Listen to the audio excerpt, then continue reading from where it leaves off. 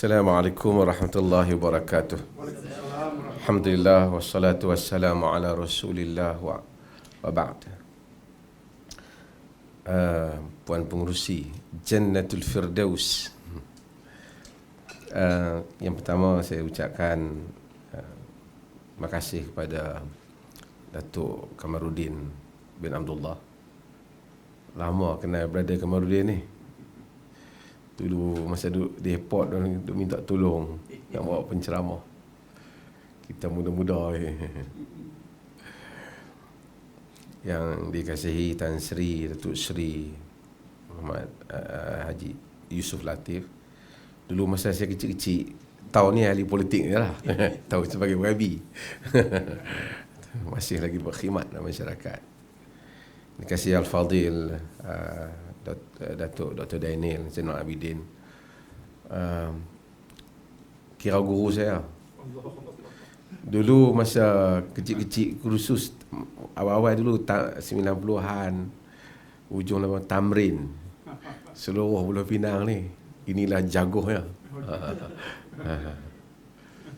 Masih lagi di medan dakwah ni, alhamdulillah.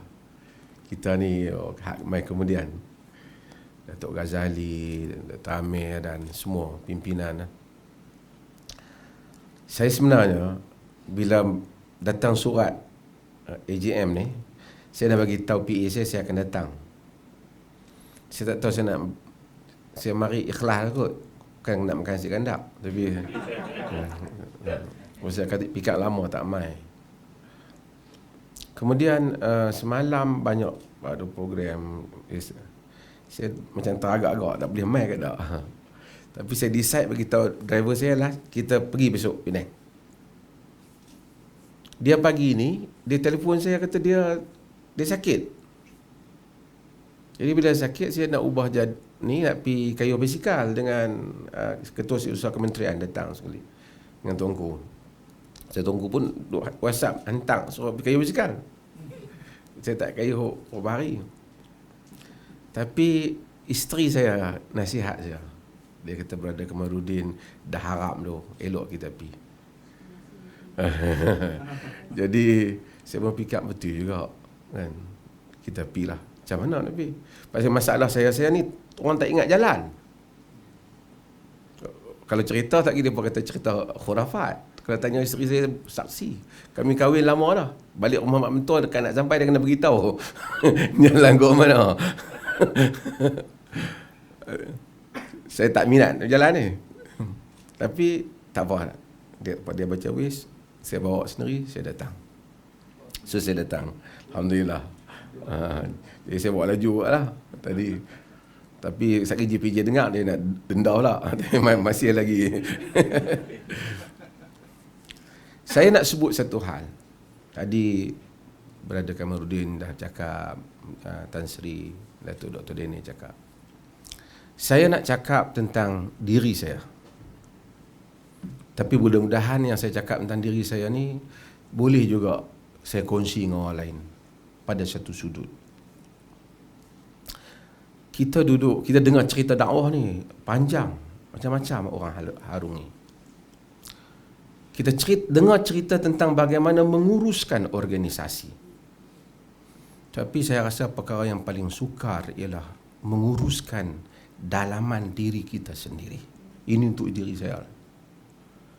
Al-Imam Al-Ghazali rahimahullah, ahli di dalam usul. Ramai orang lihat Al-Ghazali pada sudut sufinya, tapi dia ahli dalam usul. Dia menulis buku yang sangat cemerlang, iaitu Al-Mustasfa. Setelah dia melalui proses yang lama, dia menulis satu buku yang ramai orang kita baca lah, iaitu Ihya Ulumuddin. Saya tak mau bincanglah di sudut hadis apa. Tapi buku Ihya Ulumuddin yang ditulis oleh Al-Ghazali rahimahullah menghidupkan ilmu agama, Ihya Ulumuddin. Yang hendak dia fokuskan ialah makna di dalam beragama. Bukan soal fiqhnya sahaja, tapi soal makna pada diri kita sendiri. Tabi'in besar, kata Al-Imam Malik bin Anas, kami kalau pergi rasa kerdil di hadapan ibadat dia. Al-Imam Al-Baka yang sentiasa menangis, Muhammad Ibn Munkadir. Kata Muhammad bin Munkadir, kabattu nafsi 40 sanah hatta istaqamat. Aku berjuang menentang diriku sendiri 40 tahun sehingga ia dapat istiqamah. Berjuang apa? Nak berjuang, nak bangkit, pergi bagi bantuan. Satu benda yang tidak mudah, tapi ramai orang boleh buat. Tapi nak menghadapi satu perkara yang Nabi kata dalam hadis yang semua kita hafal, apabila ditanya kepada baginda sallallahu alaihi wasallam, ar-rajul yuqatil lil maghnam wal-rajul yuqatil lil dhikr wal-rajul yuqatil yura makanu faman fi sabilillah. Orang yang berjuang supaya dapat harta, orang yang berjuang supaya dia diingati, dia dikenang, orang yang berjuang supaya dapat ditunjukkan tempatnya. Dalam sebagian riwayat, ar-rajul yuqatil hamiyatan, berjuang kerana nak tunjuk dia punya nak balas balik dengan kesombongannya. War-rajul yuqatil saja'atan, nak tunjuk dia siapa, keberaniannya. War-rajul yuqatil ria'an, yang berjuang kerana sombongnya. Faman fi sabilillah, Nabi kata, alladhi yuqatil litakuna kalimatullahi hiyal ulia. Orang yang berjuang supaya kalimah Allah menjadi tinggi. Ini satu ungkapan yang mudah, tetapi untuk menempatkan ikhlas sehingga kita dapat merentasi ini semua tidaklah mudah. Kau mufti ke, kau pak syekh besar ke, gangguan ini akan ada dalam diri kita. Betapa ramai orang yang mungkin balik ke akhirat dengan segala gelaran-gelaran yang besar, apa sahibu samahah ke, apa ke, masalah ke, haba'an mansura. Tuhan tak nilai pun. Semua ni di fulan, di fulan. Ini untuk mengukuhkan kedudukan jawatan. Ini untuk mengukuhkan organisasi dia. Ini untuk menaikkan nama kumpulan dia. Hatta berhubung dengan amar ma'ruf nahi munkar. Saya sehari dua ni cuba baca balik sirah Ibnu Turmata, Muhammad bin Abdullah Al-Barbari. Yang ni tokoh yang mengaku dia Imam Mahdi, menegakkan kerajaan Al-Muwahhidin di Afrika dan menewaskan kerajaan Andalus, Daulah Murabitah dalam sejarah. Ini panjang cerita. Seorang hatta Al-Imam Al-Zahabi dalam memperkenalkan dia menyebut syekh alim, usuli. Diri dia memang alim, terkenal dengan amar ma'ruf nahi munkar, sampai pernah dibuang ke laut naik kapal kerana amar ma'ruf nahi munkar. Kuat amar ma'ruf nahi munkar, berdiri depan raja bagi amar ma'ruf nahi munkar. Tapi kata ahli sejarah, kesemua yang dia lakukan itu supaya membolehkan dia mempunyai satu kedudukan yang kemudian dia mengaku dirinya sebagai Mahdi. Mengaku diri sebagai Mahdi. Dan berjaya menegakkan kerajaan dan mewarisi pemerintahan yang kuat dan membuka empayar. Ibnu Turmata, kalau tengok pada apa yang dia lakukan, sehingga dia cuba menzahirkan karamah-karamah dia dengan menggunakan anak-anak buah dia. Tapi zuhud hidup, tidak ada dunia, pakaian yang zuhud, tak menerima harta, amar ma'ruf nahi munkar. Tapi dia mahu satu kedudukan dan nama. Dalam Syiar A'lamin Nubala, Al-Imam Az-Zahabi rahimahullah nukil perkataan Sufyan Ats-Tsauri. Sufyan kata, "Ma ra'aitu zuhd fi syai'in aqalla minhu fi riasah." Aku tak tengok zuhud ni dalam apa perkara pun yang kurang dibandingkan masalah kedudukan. Kita akan dapati, kata Sufyan, orang yang mampu zuhud pada makan pakaian dia, tapi tidak pada masalah kedudukan dia. Apabila sampai kepada masalah itu, dia akan berjuang dan bergaduh habis-habisan. Saya cerita bukan orang, saya cerita saya. Mungkin orang lain boleh share. Inilah masalah kita. Macam mana sekalipun, kita ni apa dengan pandai ceramah ke, hebat menghafal ke, banyak aktiviti ke, at the end of the day, yang menghitung amalan kita ialah Allah Azza wa Jalla. Yang paling kita bimbang ialah semua hal ini, bila balik kepada Allah, tidak ada apa-apa yang kita bawa, melainkan untuk kedudukan kita, untuk nama kita, hamiyah kita terhadap organisasi yang kita ada, jawatan yang kita ada, pangkat yang kita ada.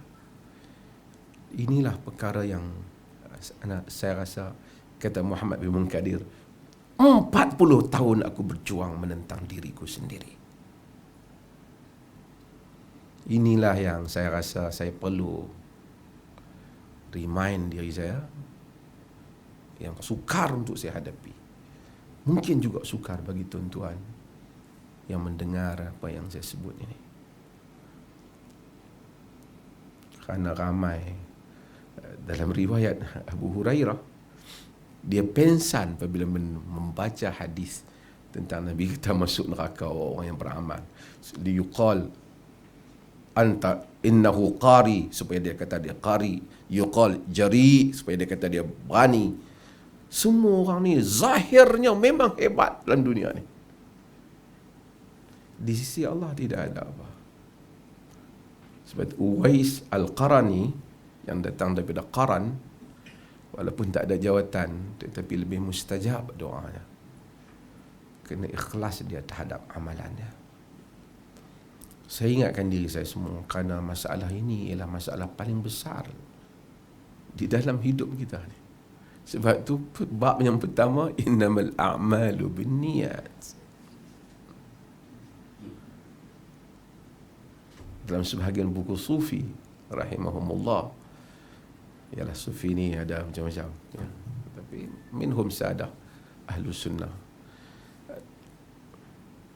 dia kata mereka bermimpi bila ditimbang amalan, satu orang tu dia mimpi ditimbang amalannya, semua yang amalan dia tak berat, kerana ada, semua ada dengan niat yang lain.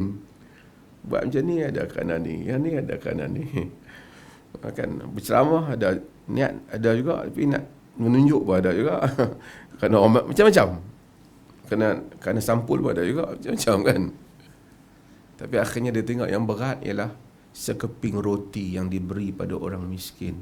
Yang masa dia beri, masa tu dia tak ada niat apa, memang tengok dia pun miskin, dia ambil roti dia bagi. Segala amalan dia yang lain tak dibandingkan dengan sekeping roti itu.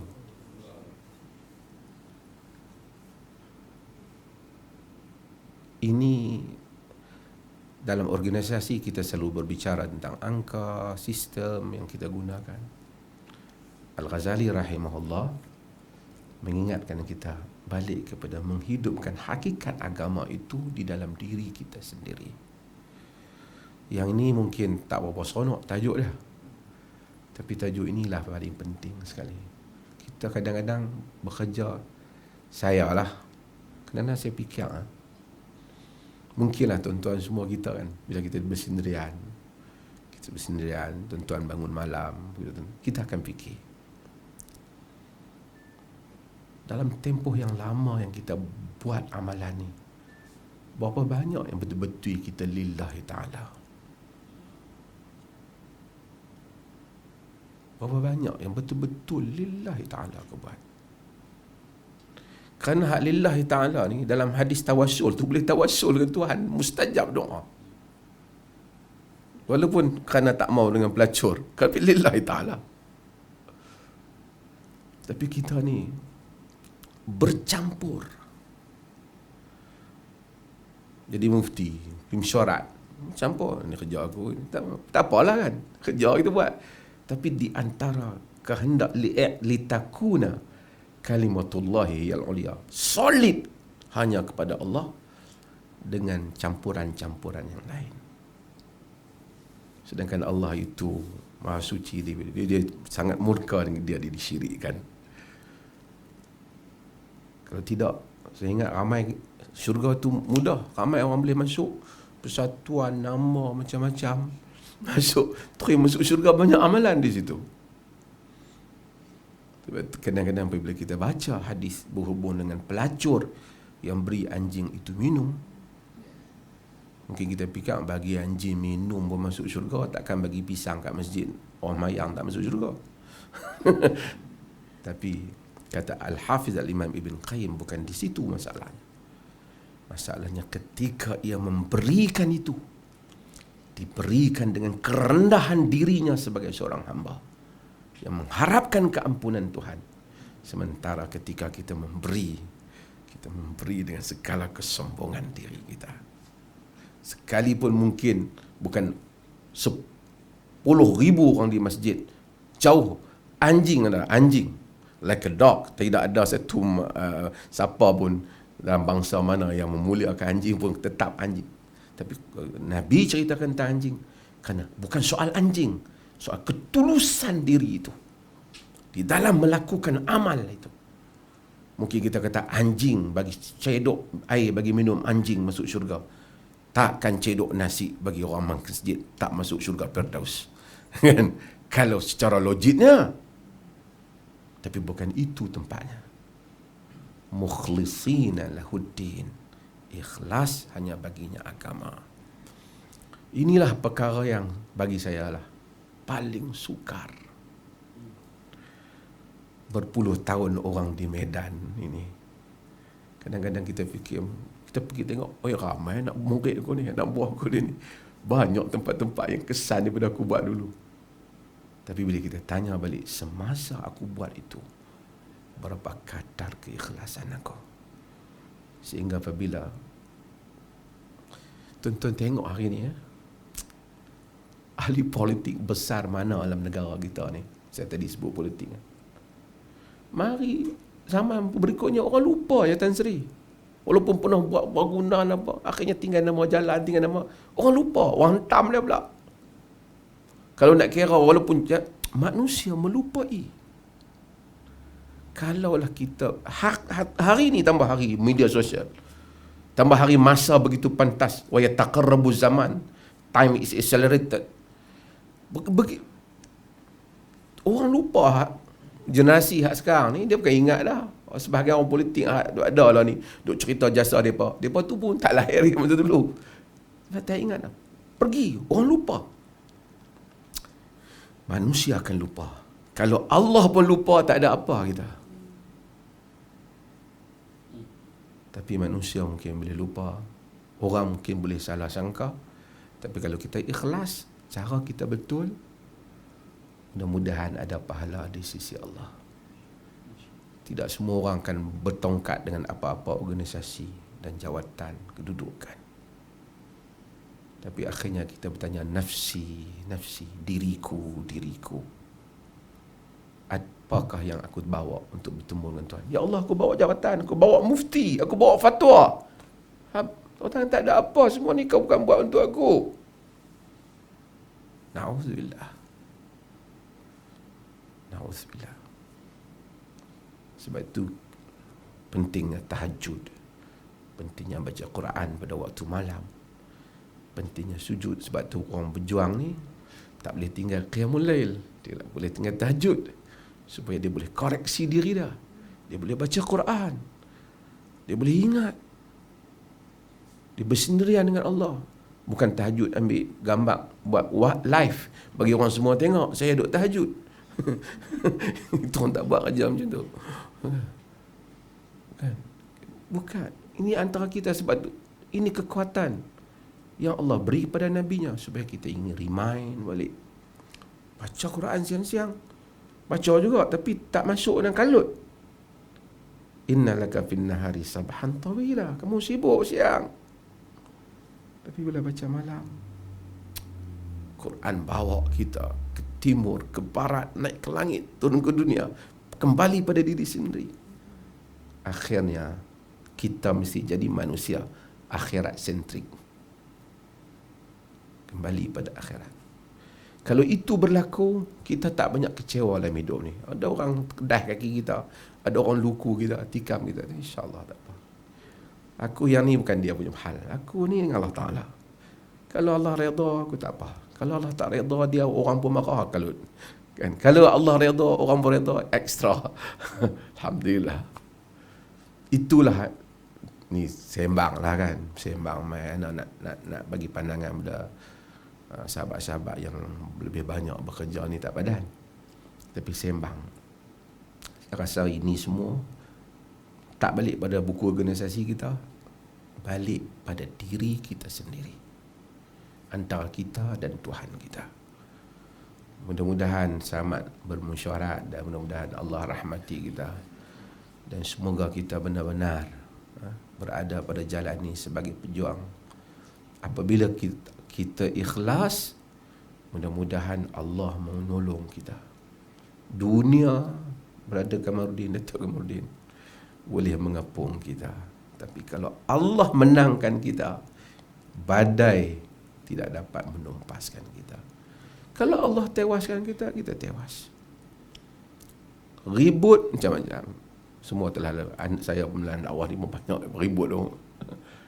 Tapi insya-Allah ya Rabb, kan, hasbunallah wa ni'mal wakil. Kalau dia menangkan, hari demi hari kita akan lalui pengalaman. Hari ini kita cuba korek hari semalam. Kita mungkin orang tak tahu, kita tak perlu, saya dah tak semesti. Kita membetulkan ikhlas kita. Hadirin dan hadirat sekalian, selamat bermesyuarat. Ini saya mari, terima kasih dapat berukhuwah. Dan setiap hari kita berjalan, berjumpa dengan berbagai manusia dan kita mempelajari. Seronok jumpa orang, terutama jumpa orang yang ikhlas dan lama bekerja dalam dakwah. Tan Sri lama jumpa, mudah-mudahan. Tapi Allah sentiasa bagi masa. Hak lepas tu, kalau kita kurang, kita taubat, mudah-mudahan faulaika yubaddilullah sayyiatihim hasanat. Mudah-mudahan Allah menggantikan yang buruk-buruk kita dalam pas itu dengan kebaikan, insya-Allah. Terima kasih banyak.